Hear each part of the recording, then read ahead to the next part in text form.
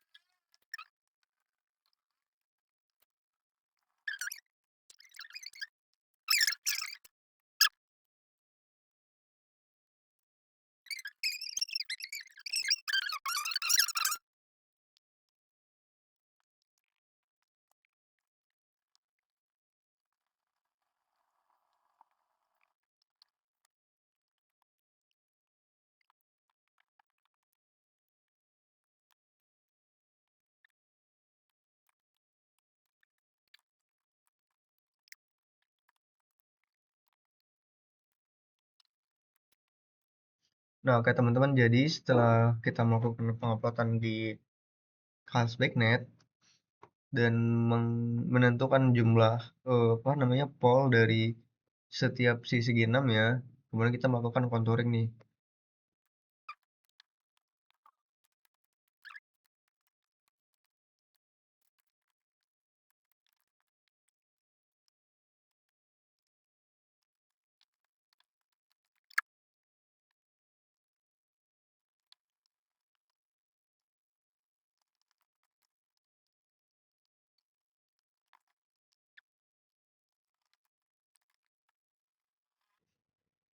Nah, oke teman-teman, jadi setelah kita melakukan contouring, kurang lebih hasilnya akan seperti ini.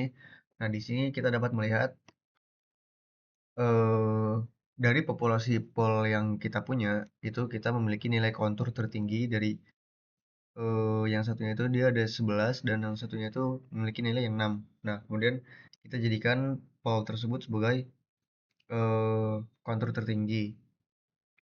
Sehingga nanti kontur tertinggi tersebut kita bisa jadikan sebagai pol dari lim kanan dan juga lim kiri dari lipatannya. Kemudian kita di sini plot saja polnya.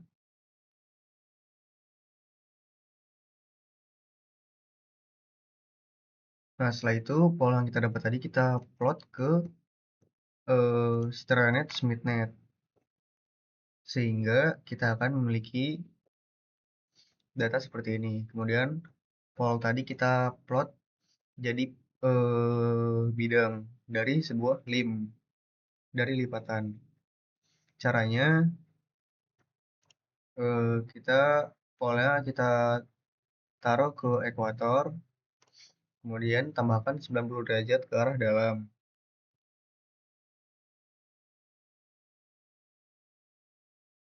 Untuk pol yang satu lagi kita plot juga sebagai bidang. Caranya kita polnya taruh ke ekuator,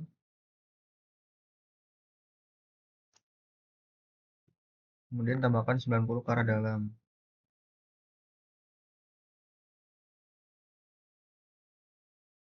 Nah, sehingga di sini kita memiliki nilai dari lim kanan dan juga lim kiri hasil dari populasi eh, pol dari contouring yang sudah kita lakukan sebelumnya. Nah, kemudian data yang kita butuhkan untuk menentukan klasifikasi dari lipatan itu merupakan axial plane, hinge line, dan juga interlim. Nah, untuk mendapatkan nilai interlim, kita menghitung nih jarak dari lim kanan. Oh, saya sebelumnya terus dulu.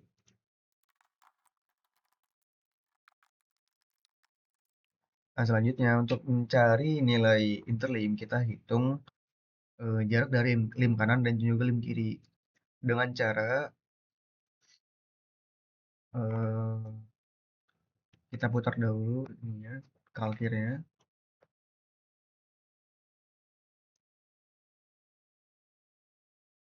Si kita putar sampai titik perpotongan dari lim kanan dan juga lim kiri itu berada di garis ekuator. Jangan lupa kita titikin dulu titik perpotongannya.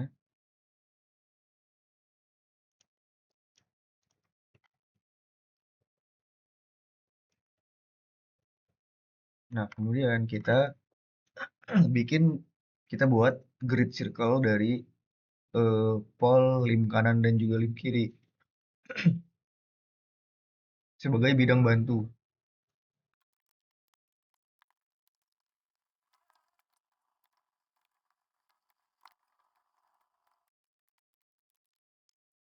Nah, untuk menentukan interlim, kita hitung jarak dari eh, lim kanan dan juga lim kiri sebanyak dalam satuan derajat.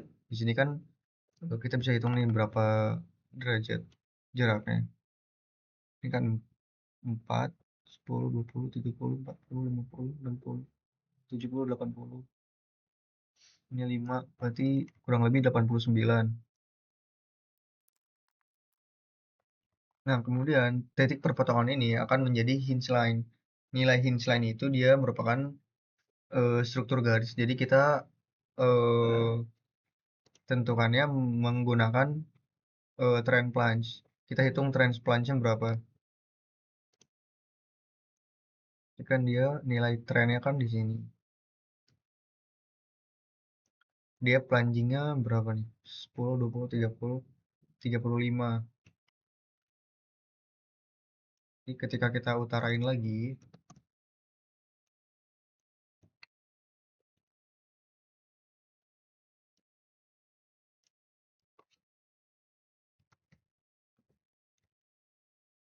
nanti nilainya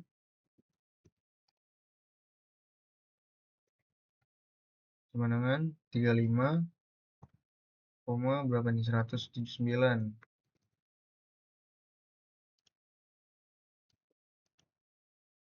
Nah, ini untuk nilai hinge line-nya. Untuk menentukan axial plane, pertama-tama kita putar lagi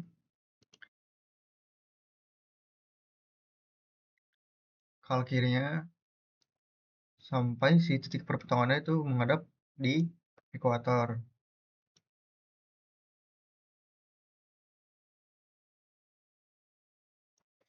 Nah, tadi kan nilai hinge line-nya, nilai interlimnya kan eh 89. Kalau dibagi dua itu kan dia 44 atau 45 kan. Kita hitung dari bawah misalkan sebanyak 45.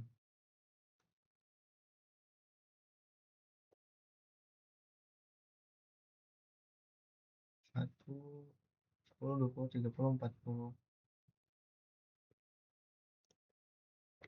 Nah, berarti nilai titik tengah dari interlimnya itu titik tengahnya di sini.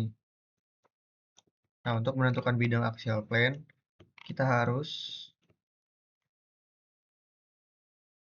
memposisikan si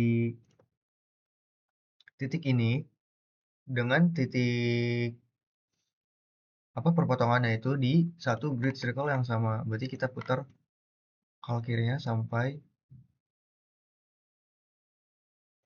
si titik tengah tadi dengan si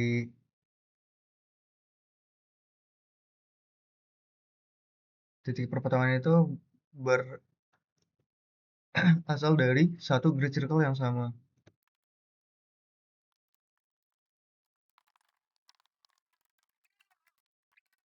Nah, kurang lebih nilai dari axial plane-nya itu merupakan bidang dari axial plane-nya itu seperti ini. Dengan nilai strike dip-nya ya berarti kurang lebih dip-nya kan dia tegak banget nih, berarti sekitar 89 kan. Dan nilai strike-nya itu dia kurang lebih mirip-mirip dengan trennya itu sekitar 180.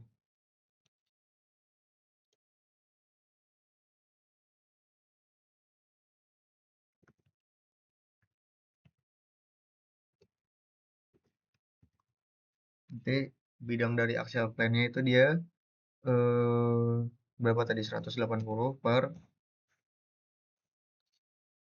89 kan. Nah, sehingga data-data yang kita butuhkan untuk menggunakan klasifikasi dari diagram fluid itu udah lengkap kan. Tadi nilai hinge line-nya ini, kemudian ini nilai interlimnya,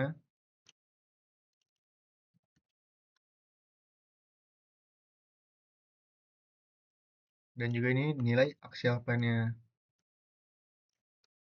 Nah, sehingga kita bisa nih kita plot ke diagram Fluty.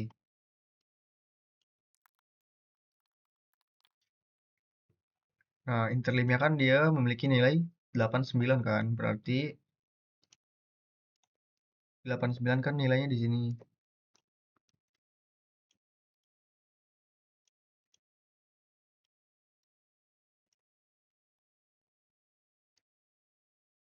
Kan, berarti dia open. Kemudian eh, dari hinge line-nya dia memiliki plunging-nya itu 35. Berarti kita bisa plot di diagramnya itu seperti ini. Ini kan nilai dari plunge dari hinge line ya kan. Kan tadi nilainya 35, kurang lebih ya berarti di sekitar sini kan.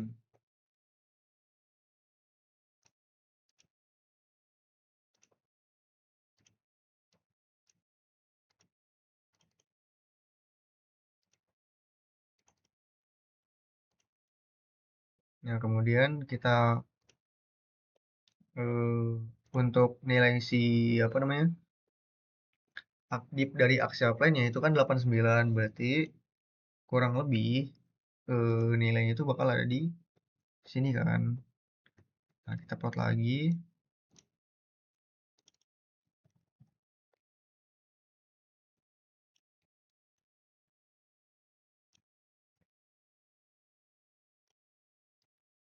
Yang kurang lebih 89 itu kan di sini.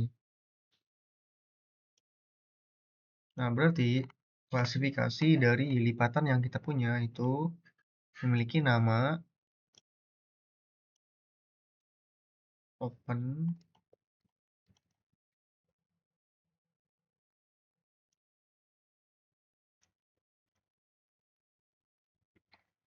kemudian ini apa nih? Moderated plunging,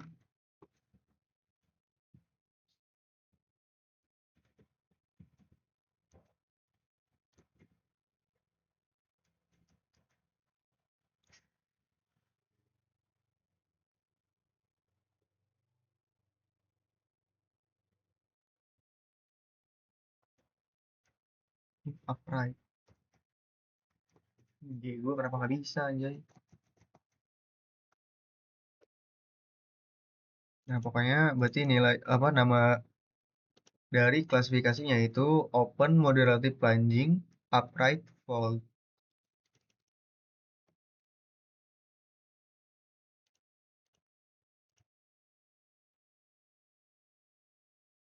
Nah, kurang lebih berarti hasil dari soal yang nomor 2 itu kita mendapatkan nilai dari si axial plane, hinge line dan juga interlimnya itu kurang lebih seperti ini, dan juga untuk Di klasifikasinya kita tinggal masukin aja intelimnya berapa, 89 berarti di open.